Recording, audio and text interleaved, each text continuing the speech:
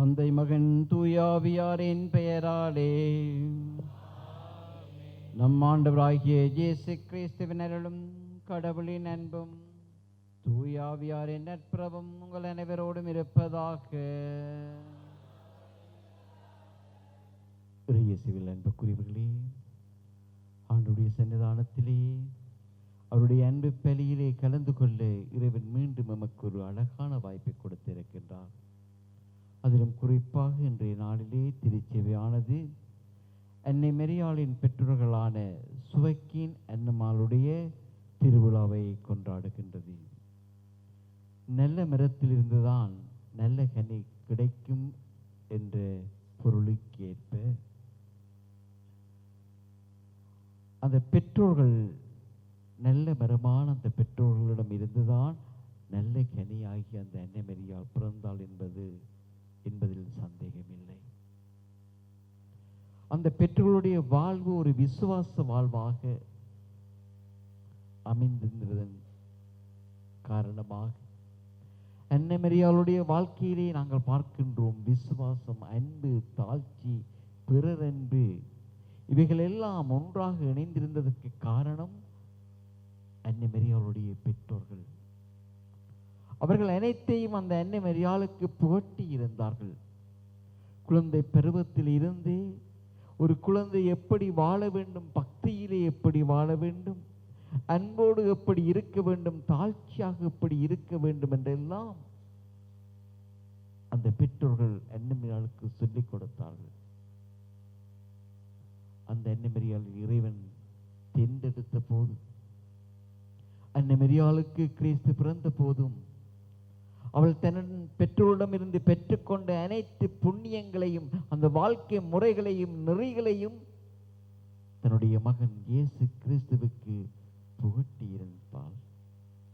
அன்பார்ந்தவர்களே, நான் சொல்வேன் என்று பெற்றோர்களாகிய உங்களுடைய திருவிழா, பெற்றோர்கள் எப்படி இருக்க வேண்டும், எப்படி வாழ வேண்டும், எப்படி பிள்ளைகளை வளர்த்தெடுக்க வேண்டும் என்ற ஒரு முன் அடையாளமாக அந்த பெற்றோர்கள் திகழ்கின்றபடியினால் இது பெற்றோர்களாகிய எங்களுக்கும் ஒரு பெருவிழாவாக அமைகின்றது.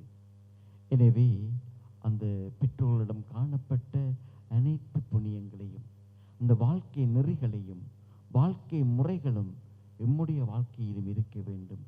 நாங்களும் நல்ல பெற்றோர்களாக எங்களுடைய பிள்ளைகளை, குழந்தைகளை நல்ல முறையிலே நன்னெறியிலே வளர்த்தெடுக்கின்ற உண்மை பெற்றோர்களாக நாங்கள் வாழ்வதற்கு இந்த திருப்பலியிலே வரங்கேற்போம்.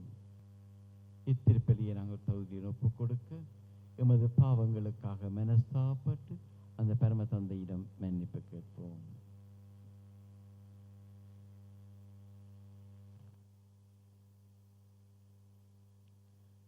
எல்லாம் வல்ல இறைவனிடமும் சகோதரர்களே உங்களிடமும் நாம் பாவி என்று ஏற்றுக்கொள்கிறேன். சிந்தனையாலும் சொல்லாலும் செயலாலும் கடமையை தவறியதாலும் பாவங்கள் பல செய்தேன். என் பாவமே என் பாவமே என் பெரும் பாவமே. ஆகியால் எப்போதும் கன்னியான பரிசுத்த மரியாளையும் அனைவரையும் சகோதர உங்களையும் ஆண்டவரிடம் எல்லாம் வல்ல இறைவன் நம்மை இரக்கம் வைத்து நம் பாவங்களை மன்னித்து நம்மை நிலை வாழ்வுக்கு அழைத்து செல்வாராக. ஆண்டவரே இரக்கமாயிரும். கிறிஸ்துவே இரக்கமாயிரும். ஆண்டவரே இரக்கமாயிரும். செபிப்போமாக. ஆண்டவரே எங்கள் தந்தையரின் நிறைவா, மனிதரானவும் திருமகனின் அன்னையை பெற்றெடுக்கும் பேரலை புனிதர்களான சுவக்கின் அன்னாவுக்கு அளித்தீரே. அதனால் மக்களுக்கு வாக்களித்த மீட்பை அவர்களின் வேண்டலால் எங்களுக்கு தந்தருள்வீராக. உம்மோடு பரிசுத்தாவியின் ஐக்கியத்தில் ஒரே இறைவனாய் என்றென்றும் வாழ்ந்து ஆட்சி புரிகின்ற நம் ஆண்டவரும் திருமணமாகிய இயேசு கிறிஸ்து வழியாக உம்மை மன்றாடுகின்றோம். விடுதலை பயண நூலிலிருந்து வாசகம். அந்நாள்களில் மோசே திரும்பி மலையிலிருந்து இறங்கி வந்தார். முன்பின் இருபுறமும் எழுதப்பட்ட உடன்படிக்கை பலகைகள் இரண்டும் அவர் கையில் இருந்தன. அப்பலகை கடவுளால் செய்யப்பட்டவை. பலகைகள் மேல் பொறிக்கப்பட்டிருந்த எழுத்தும் கடவுள் எழுதியதே. அந்நேரத்தில் மக்கள் எழுப்பிய கூச்சலை கேட்டு யோசுவா மோசையை நோக்கி, இது பாலைநிலத்தில் எழும் போர் முழக்கம் என்றார். அதற்கு மோசே, இது வெற்றி முழக்கமோ தோல்வி குரலோ அன்று, களியாட்டம்தான் என கேட்கிறது என்றார். பாளையத்தை அவர் நெருங்கி வந்தபோது கன்றுக்குட்டியின் நடனங்களை கண்டார். மோசைக்கு சினம் மூண்டது.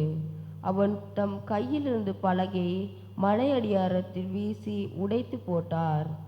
அவர்கள் செய்து வைத்திருந்த கன்றுக்குட்டியை எடுத்து நெருப்பில் சுட்டெரித்து மிருதுவான பொடியாகும் மட்டும் அதை இடித்து தண்ணீரில் தூவி இஸ்ராயல் மக்களை குடிக்க செய்தார்.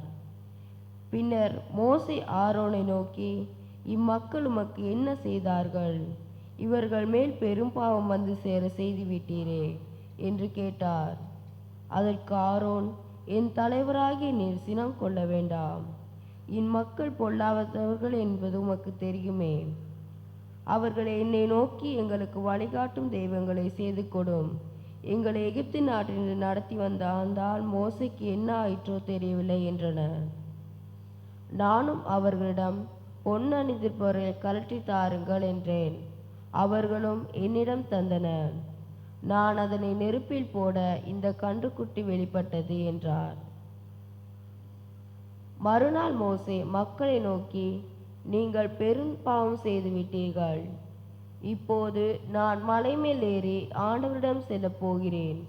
அங்கே ஒருவேளை மலை மேல் ஏறி உங்கள் பாவத்துக்காக நான் கணுவாய் செய்யலோம் என்றார். அவ்வாறே மோசே ஆண்டவரிடம் திரும்பி வந்து, ஐயோ, இம்மக்கள் தங்களுக்காக பொன்னால் தெய்வங்களை உருவாக்கி பெரும்பாவம் செய்து விட்டார்கள். இப்போதும் நீர் அவர்கள் பாவத்தை மன்னித்தருளும், இல்லையேல் நீர் எழுதிய நூலிலிருந்து என் பெயரை நீக்கிவிடும் என்றார். ஆண்டவரோ மோசேயிடம், எவன் எனக்கு எதிராக பாவம் செய்தானோ அவனையே என் நூலிலிருந்து நீக்கிவிடுவேன். நீ இப்போதே புறப்பட்டு போ. உன்னிடம் நான் கூறியுள்ளபடி மக்களை நடத்தி செல். இதோ என் தூதர் உன் முன்னே செல்வார். ஆயினும் நான் தண்டனை தீர்ப்பு வழங்கும் நாளில் அவர்கள் பாவத்தை அவர்கள் மேலே சுமத்துவேன் என்றார். இது ஆண்டவர் வழங்கும் அருள்வாக்கு. உங்கள் பல்லவியாக, ஆண்டவருக்கு நன்றி செலுத்துங்கள், ஏனெனில் அவர் நல்லவர்.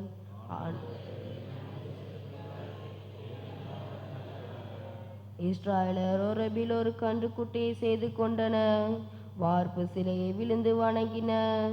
தங்கள் மாட்சிக்கு பதிலாக புல் தின்னும் காளையின் உருவத்தை செய்து கொண்டனர்.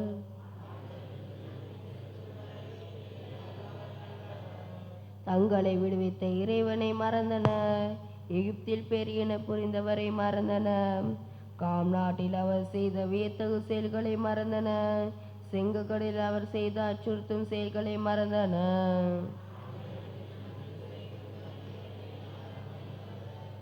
ஆகையால் அவர்களை அவர் அழித்து விடுவதாக கூறினார். ஆனால் அவரால் தேர்ந்து கொள்ளப்பட்ட மோசே அவர் முன்னுடை மதில் காவல் போன் என்று அவரது கடு சின்னம் அவர்களை அழிக்காதவாறு தடுத்தார்.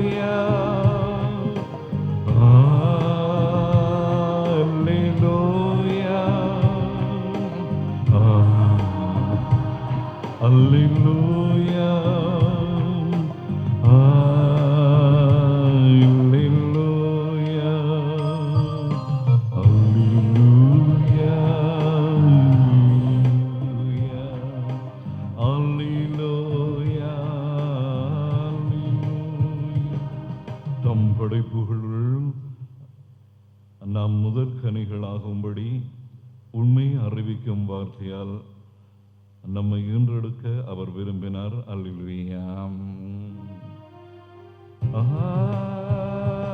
அல்லேலூயா.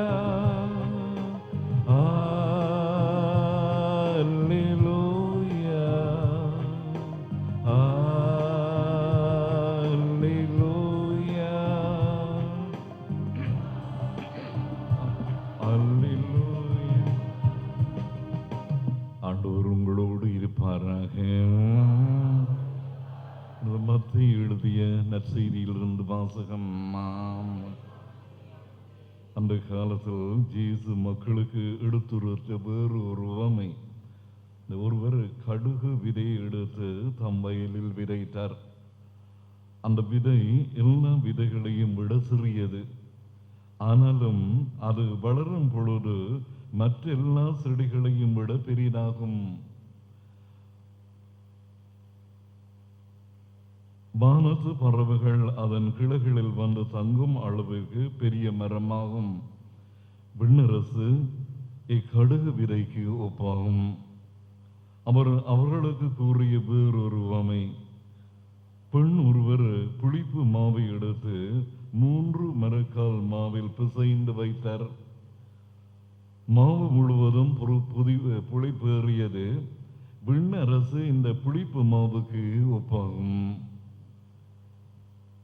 இவற்றை எல்லாம் இயேசு மக்கள் கூட்டத்திற்கு உவமையில் வாயிலாக உரைத்தார். உவமைகள் இன்றி அவர் அவர்களோடு எதையும் பேசவில்லை. நான் உவமைகள் வாயிலாக பேசுவேன். உலகம் தோன்றியது முதல் மறைந்திருப்பவற்றை விளக்குவேன் என்று இறைவாக்கினர் உரைத்தது இவ்வாறு நிறைவேறிற்று.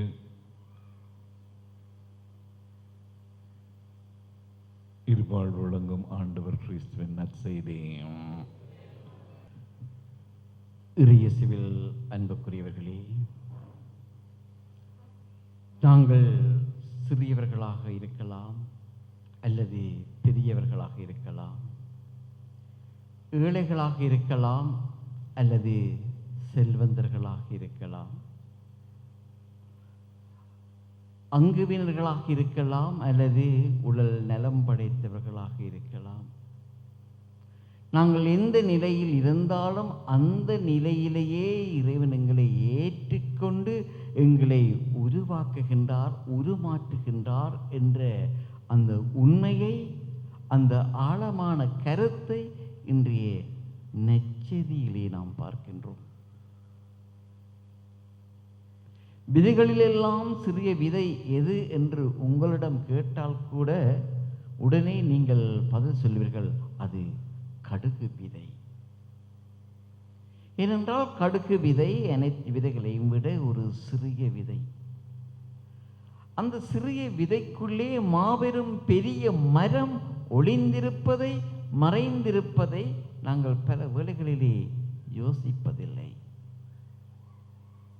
அந்த சிறிய விதையிலிருந்து அந்த விதை பெரிய மரமாகுவதற்கு காரணம் என்ன, எதனால் அப்படி முடியும் என்று நாங்கள் சற்று ஆழமாக சிந்தித்து பார்ப்போம் என்று சொன்னால், அந்த விதை மண்ணில் புதைக்கப்பட வேண்டும். அந்த விதை மண்ணில் புதைத்த பின்பு உடைக்கப்பட வேண்டும்.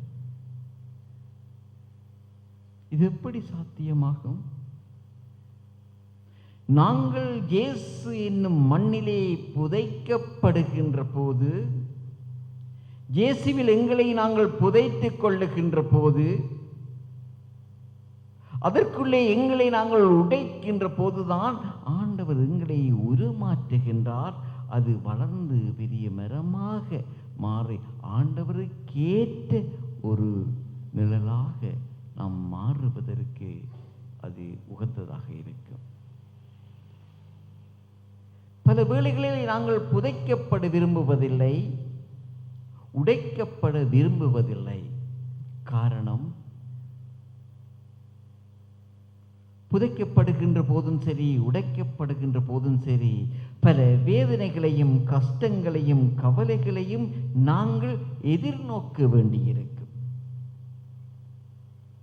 எனவே அந்த கஷ்டங்கள், துன்பங்கள், கவலைகள், நோவுகள் எல்லாம் எங்களுக்கு வேண்டாம் என்ற ஒரு எண்ணம் எங்களிலே ஆழமாக பதிந்திருப்பதினால் நாங்கள் அவைகளை நாடுவதில்லை. எப்போது நாங்கள் இயேசுவுக்குள் எங்களை விட்டு விடுகின்றோமோ, இயேசுவோடு எப்படி இரண்டரை கலக்கின்றோமோ, எப்படி நாங்கள் இயேசுவோடு இணைந்து செயல்படுகின்றோமோ, அப்போதுதான் எங்களுடைய வாழ்வு விருட்சமாக மாறும். எங்களுடைய வாழ்வு விருட்சமாக மாறுகின்ற போது அந்த வாழ்க்கையின் மூலமாக பலர் ஆறுதல் பெறுவார்கள், பலர் நன்மை அடைவார்கள், பலர் தங்களுடைய வாழ்க்கைக்கு பல பல நன்மைகளை எங்களிடம் இருந்து பெற்றுக் கொள்வார்கள். அதைத்தான் இயேசு அழகாக சொல்கின்றார். கடுகு விதை சிறியதானாலும் அது வளர்ந்து விருட்சமாகி பெரிய மரமாகின்ற போது வானத்து பறவைகள் அங்கே வந்து இளைப்பாறி ஆறுதல் அடைகின்றன. எனவே நாங்கள் எப்படி இருக்கின்றோம்? எங்களுடைய வாழ்வு எப்படியாக அமைந்து கொண்டிருக்கின்றது? நாங்கள் இயேசுவோடு இணைந்து இருக்கின்றோமா? இயேசுவுக்குள் எங்களை நாங்கள் புதைத்து இருக்கின்றோமா? அல்லது நாங்கள் உடைபட நாங்கள் எங்களை விட்டு கொடுப்பதற்கு ஆயத்தமாக இருக்கின்றோமா என்று ஒரு கணம் நாங்கள் எங்கள் ஒவ்வொருவரையும் கேட்டு பார்க்க வேண்டும். ஆரம்பத்திலே நான் சொன்னேன்,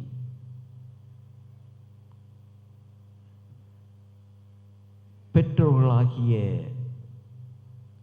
ஜோக்கின் அன்னமாளுடைய பெருவிழா என்று அவர்களுடைய வாழ்க்கையில் நாம் இதைத்தான் பார்க்கின்றோம். அவர்களுடைய அந்த வாழ்க்கை ஒரு விசுவாச வாழ்வாக மாறியிருந்தது, நன்மை நிறைந்த வாழ்வாக மாறியிருந்தது, சிவப்பற்றி நிறைந்த வாழ்வாக மாறியிருந்தது. இயேசுவிடம் அந்த உண்மையான அந்த வாழ்வு அன்னை மரியாள் இயேசுவை பெற்றெடுக்க உதவியதை நாங்கள் பார்க்கின்றோம். எனவே அந்த வாழ்வு எங்களிடம் இருக்கின்றதா என்று நாங்கள் ஒரு கணம் கேட்டு பார்க்க வேண்டும். எங்களிடம் உண்மையான விசுவாச வாழ்வு இருக்கின்றதா? தாழ்ச்சி நிறைந்த வாழ்வு இருக்கின்றதா? மற்றவர்களுக்கு நன்மை செய்ய வேண்டும் என்ற அந்த நல்ல மனப்பான்பு இருக்கின்றதா? அல்லது நான் மட்டும் வாழ்ந்தால் போதும், என்னுடைய குடும்பம் மட்டும் வாழ்ந்தால் போதும், என்னுடைய உறவுகள் மட்டும் வாழ்ந்தால் போதும் என்ற அந்த தன்னல போக்கிலே நாங்கள் வாழ்ந்து கொண்டு இருக்கின்றோமா என்று ஒரு கணம் நாங்கள் எங்களை கேட்டு பார்க்க வேண்டும். எனவே இன்றைய விழா பெற்றோர்கள் ஆகிய உங்கள் ஒவ்வொருவருடைய விழா. பெற்றோர்களுக்குரிய அந்த உண்மையான கடமைகளை மனதிலே ஏற்றி அதன்படி வாழ வேண்டிய ஒரு உண்மையை உணர்த்துகின்ற விழா.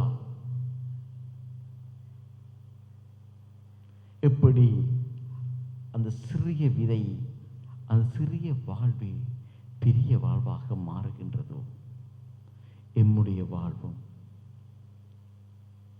ஒரு விருட்சமாக மாற வேண்டும். அதற்கு நாங்கள் இயேசுவை உள்வாங்க வேண்டும். இயேசுவிடம் எங்களை புதைக்க வேண்டும். இயேசுவிடம் எங்களை உடைக்க வேண்டும். எனவே அதற்கு ஆயத்தமாகவும் இயேசுவிடம் புதைத்து எங்களை உடைத்து நாங்கள் இயேசு விரும்புகின்ற ஒரு விருட்சமாக ஒரு உருமாற்றம் பெறுவதற்கு எங்களை நாங்கள் ஆயத்தப்படுத்துவோம். ஆமென்.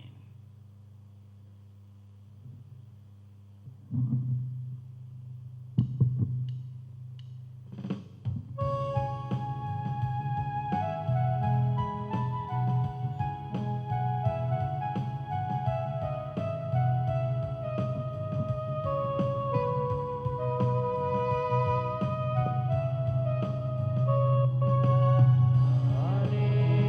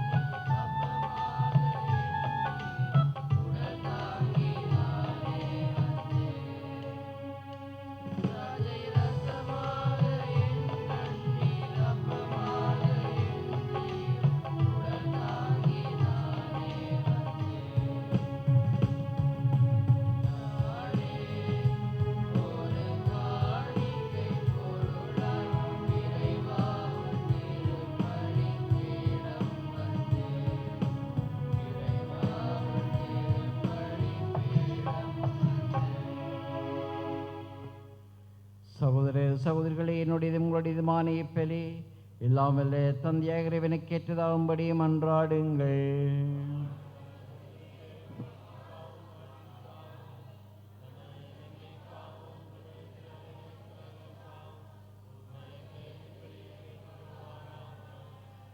ஆண்டவரே, நாங்கள் இறை பெற்றோடு அளிக்கும் காணிக்கைகளை ஏற்றருளுமே வேண்டுகின்றோம். ஆபிரகாமுக்கும் அவர் தம் வழிமரபினருக்கும் நீர் வாக்களித்த ஆசியில் நாங்கள் பங்குள்ள தகுதி பெறுவோமாக. எங்கள் ஆண்டவராகிய இயேசு கிறிஸ்து வழியாக உம்மை மன்றாடுகின்றோம். ஆண்டவர் உங்களோடு இருப்பாராக. இதயங்களை மேலே எழுப்புங்கள். நம்முடைய ஆண்டவருக்கே நன்றி கூறுவோம். ஆண்டவரே, தூயவரான தந்தையே, என்றும் உள்ள எல்லாம் வல்ல இறைவா, எந்நாளும் இவ்விடத்திலும் நாங்கள் உமக்கு நன்றி செலுத்துவது மெய்யாகவே தகுதியும் நீதியுமாகும். எங்கள் கடமையும் மீட்புக்குரிய செயலுமாகும். ஏனெனில் புனிதர்களின் திருக்கூட்டத்தில் நீர் ஒருவரே புகழ் பெறுகின்றீர். அவர்களின் பெரு பயன்களுக்கு ஏற்ப நீர் வைத்தி வாகை சூட்டும் போது கொடைகளுக்கே மணிமுடியை சூட்டுகின்றீர். அவர்களுடைய வாழ்க்கை நெறி எங்களுக்கு எடுத்துக்காட்டாகவும், அவர்களோடு உள்ள உறவு ஒன்றிப்பு எங்களுக்கு தோழமையாகவும், அவர்களது பெருந்திரை எங்களுக்கு பேருதவியாகவும் நீரை எங்களுக்கு அருளுகின்றீர். இவ்வாறு இத்தகைய திரளான சாட்சிகளால் நாங்கள் உறுதி பெற்று வாழ்க்கை போராட்டத்திலே தோல்வியுறாது நிலைத்து நின்று அழியாத மாட்சியின் முடியை அப்புனிதர்களோடு எங்கள் ஆண்டவராகிய கிறிஸ்து வழியாக பெற்று மகிழ்வோமாக. ஆகவே வானதூதர் முதன்மை வானதூதரோடும் புனிதரின் பெருந்திரளோடும் சேர்ந்து நாங்கள் உமக்கு புகழ்ச்சி பணி செய்து முடிவென்றே சொல்வதாவது: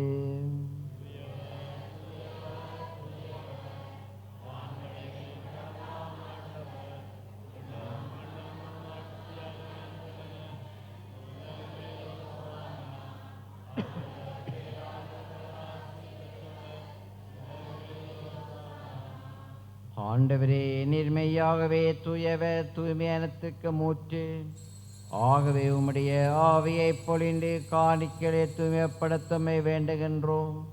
இவ்வாறு எங்கள் ஆண்டவர் இயேசு கிறிஸ்துவின் உடலும் இரத்தமாக எங்களுக்கு வை மாறுவனவாக. அவர் பாடுபட உளம் கனிந்து தம்மை கையளித்த போது அப்பத்தை எடுத்து நன்றி செலுத்தி அதை பிட்டு தம் சிலருக்கு அளித்து அவர் கூறியதாவது: அனைவரும் இதிலிருந்து பெற்று உண்ணுங்கள், ஏனெனில் இது உங்களுக்காக கையளிக்கப்படும் என் உடல்.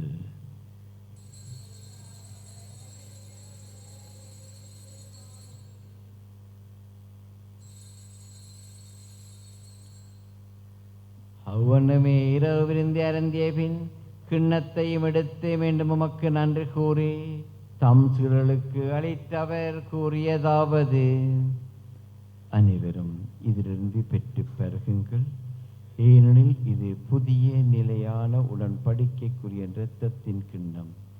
இது பாவ மன்னிப்புக்கென்று உங்களுக்காகவும் பலருக்காகவும் சிந்தப்படும். இதை என் நினைவாக செய்யுங்கள்.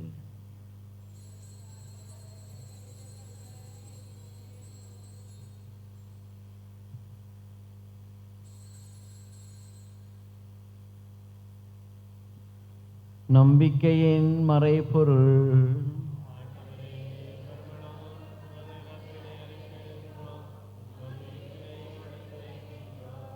ஆகவே ஆண்டவரே, நாங்கள் கிறிஸ்துவின் இறப்பினை மீட்பினை நினைவு கூர்ந்து வாழ்வு தரும் அப்பத்தை மீட்பளிக்கும் கிண்ணத்தை ஒப்புக் கொடுக்கின்றோம். உன் திருமண் என்று உமக்கு ஊழியம் புரிய தகுந்தவர்களை எங்களை ஏற்றுக்கொண்டீர். எனவே உமக்கு நன்றி செலுத்துகின்றோம். மேலும் கிறிஸ்து உடலிலும் இரத்தத்திலும் பங்கொள்ளும் எங்களை துயாவியார் ஒன்று சேர்க்க வேண்டும் என உம்மை தாழ்மையுடன் மன்றாடுகின்றோம். ஆண்டவரே, உலகெங்கும் பரவியிருக்கும் அது திரு அவையை நினைவு கூர்ந்தருளும். எங்கள் திருத்தந்தை பிரான்சிஸ், எங்கள் ஆயர் ஜஸ்டின் பெர்னார்ட் ஆண்டகை, எல்லா திருநிலையினராகிய அனைவரோடும் உமது திரு அவை அன்பில் நிறைவு பெறச் செய்தருளும்.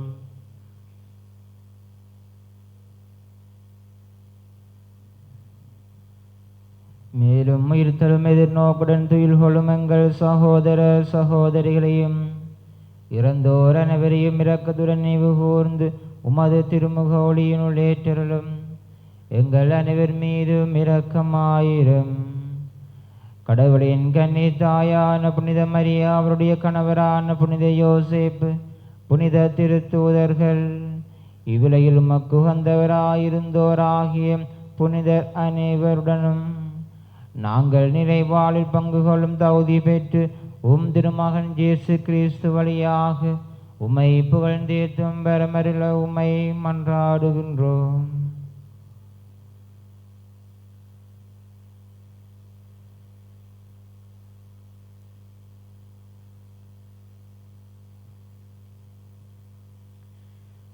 இவர் வழியாக இவரோடு இவரில் எல்லாம் வல்ல இறைவனாகிய தந்தையே, தூய ஆவியாரின் ஒன்றிப்பில் எல்லா புகழும் ஆட்சியும் என்றென்றும் உமக்கு உரியதே.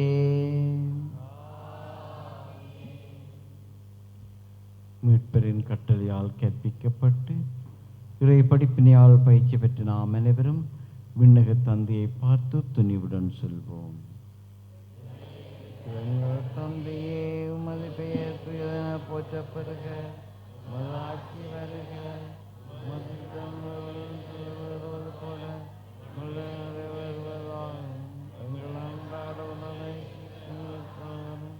எங்களுக்கு குற்றம் செய்வோரை நாங்கள் மன்னிப்பது போல நாங்கள் மன்னியும்.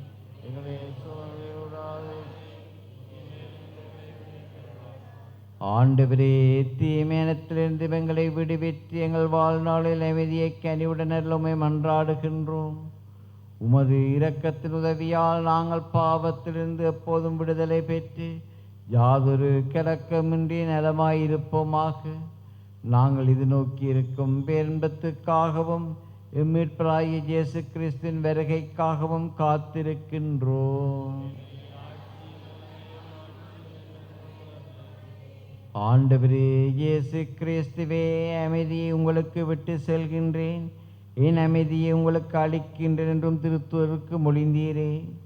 எங்கள் பாவங்களை பாராமல் உமது திரு அவையின் நம்பிக்கையை கண்ணோக்கி உமது திருவுளத்திற்கேற்ப அதற்கு அமைதியை ஒற்றுமை அளித்தருள்வீராக.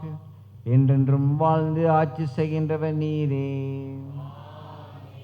ஆண்டவருடைய அமைதி உங்களோடு என்றும் இருப்பதாக. ஒருவருக்கொருவர் இயேசு கிறிஸ்துவின் அமைதியை பகிர்ந்து கொள்வோம்.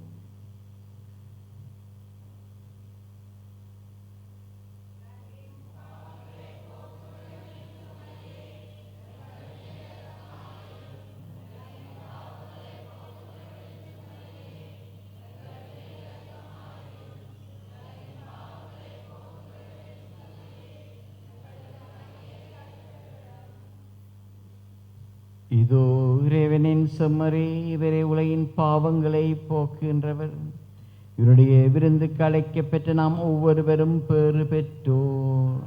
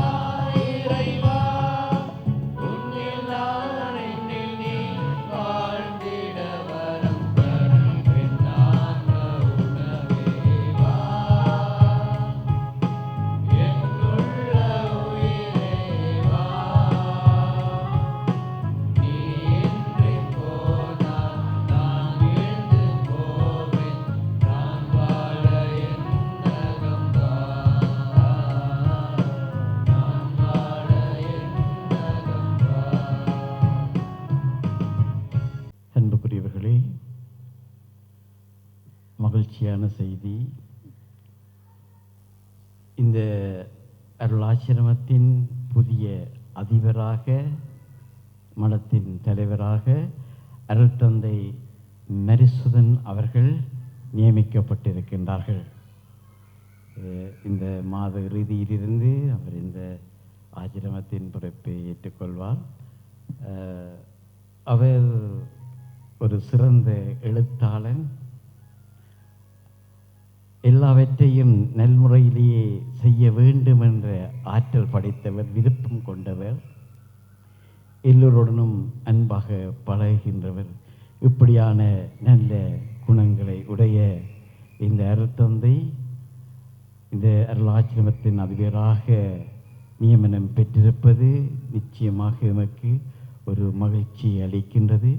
எனவே எங்களுடைய அந்த வாழ்த்துக்களை அருட்தந்தை அவர்களுக்கு நான் கூறிக்கொள்கின்றேன். மேலும் மற்ற அருட்தந்தைகள், நான் உட்பட அருட்தந்தை பாத போஸ்கோ, அருட்தந்தை ராயசேகர் எல்லோரும் மாற்றலாகி பவனியா மடத்திற்கும் மச்சிவிலி மடத்திற்கும் செல்ல இருக்கின்றோம்.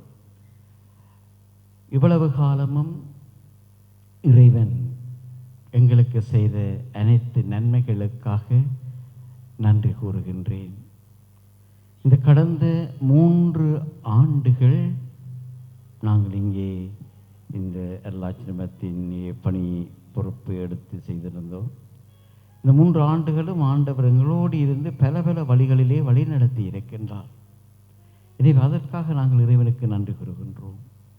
மேலும் எங்களுடைய இந்த அருளாசிரமம் நல்ல முறையிலே நடைபெறுவதற்கு என்னோடு இருந்த அருட்தந்தையர்கள், அருட்தந்தை போஸ்கோ அடிகளார், அருட்தந்தை மரிசுதன் அடிகளார், அருட்தந்தை ராயசடிகளார் மற்றும் மாணவர்கள் எல்லோரும் உறுதுணையாக இருந்திருக்கிறார்கள். இவர்களுடைய ஒத்துழைப்பு தான் நிச்சயமாக இந்த 3 ஆண்டுகளும் இதை நல்ல முறையிலே நாங்கள் இதை செய்வதற்கு, வழி நடத்துவதற்கு நமக்கு உதவியாக இருந்தது. எனவே இவர்கள் அனைவருக்கும் நான் என்னுடைய நன்றியினை கூறிக்கொள்கின்றேன். மேலும் உங்களுடைய அன்பும் செபமும் உதவிகளும் தான் இன்னும் சிறப்பான முறையிலே இந்த அருளாசிரமத்தை பணியை நாங்கள் செய்வதற்கு உதவியாக இருந்தது. கன காலமாக கொரோனாவினால் 2-3 மாதங்கள் ஆலயங்கள் பூட்டப்பட்டிருந்தாலும் கூட நல்ல முறையிலே இது அமைவதற்கு, இந்த பணிகளை செய்வதற்கு நீங்கள் தான் காரணம். உங்களுடைய செபங்கள், நீங்கள் எமக்கு செய்கின்ற ஒவ்வொரு உதவிகளும் தான் நிச்சயமாக எனக்கு உறுதுணையாக இருந்தது. எனவே அந்த உங்களுடைய செபங்களும் உங்களுடைய இந்த உதவிகளும் தொடர்ந்தும் எங்களுக்கு இருக்க வேண்டும். எனவே இந்த புதிதாக பொறுப்படுத்தியிருக்கின்ற அதிபர் மற்றும் அங்கத்தவர்களுக்கும் அந்த உங்களுடைய அன்பும் உதவியும் செபங்களும் நிச்சயமாக இருக்க வேண்டும் என்று நான் விரும்புகின்றேன். எனவே புதிதாக பொறுப்படுத்தியிருக்கின்ற தந்தை அவர்களை வாழ்த்துகின்ற வேளையிலே அவருடைய பணி மேலும் மேலும் சிறக்க நல்ல முறையிலே தொடர்ந்து இறைவனுடைய அருள் துணையோடு அவர்கள் செயல்பட அவர்களுக்காக விசேஷ முறையிலே நான் மன்றாடுகின்றேன். இறுதியாக உங்கள் ஒவ்வொருவருக்கும் என்னுடைய நன்றியினை நான் கூறிக்கொள்கின்றேன். பல பல உதவிகளை செய்திருக்கின்றீர்கள். எனவே அந்த ஒவ்வொரு உதவிகளுக்கும் செபங்களுக்கும் உங்களுடைய அன்புக்கும் என்னுடைய நன்றிகள். நன்றி கூறி செபிப்போமாக.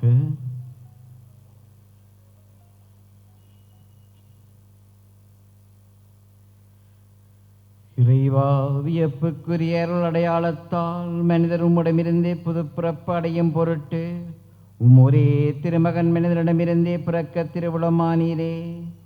இவ்வாறு பிள்ளைகளுக்குரிய உணவால் நிறைய பெற்ற எங்களுக்கு உமது கனிவிரக்கத்தால் சொந்த மக்களுக்குரிய மனநிலையை தந்து நாங்கள் புனிதமடைய அருள் புரிவீராக. எங்கள் ஆண்டவராகிய இயேசு கிறிஸ்து வழியாக உம்மை மன்றாடுகின்றோம். ஆண்டவர் உங்களோடு இருப்பாராக. எல்லாம் வல்ல இறைவன், தந்தை, மகன், தூயாவியார் உங்களை நிறைவாக ஆசிர்வதிப்பாராக. கிறிஸ்துவின் அன்பில் சென்று வாழுங்கள்.